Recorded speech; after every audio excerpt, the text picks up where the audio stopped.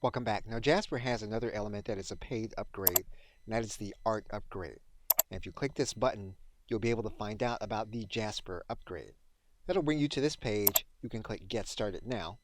Now if you have additional users and you want to upgrade, you'll need to determine if that other user will have access to Jasper Art. If you don't want the other user, you can untick that user, and then you will pay an additional amount for Jasper Art.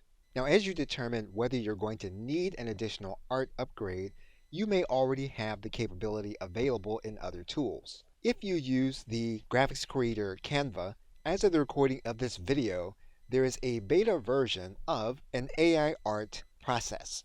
If you are logged into your account, and you go to your favorite search engine and you type in AI image generator, you will be able to find the beta version as the recording of this video. And if you are logged into your account, you can then click Generate AI Images. You will then be able to use Canva as you always have.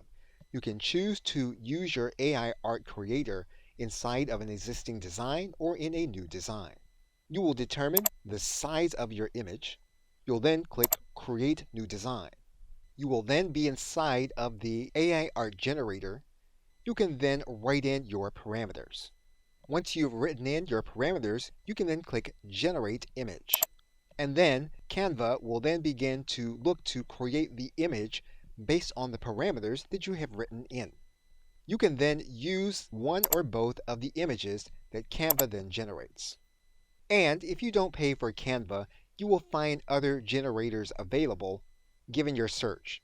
You will want to make sure that you stick with a branded solution so you will not run into any copyright issues. Okay, so with that, thanks, and I will see you in the next video.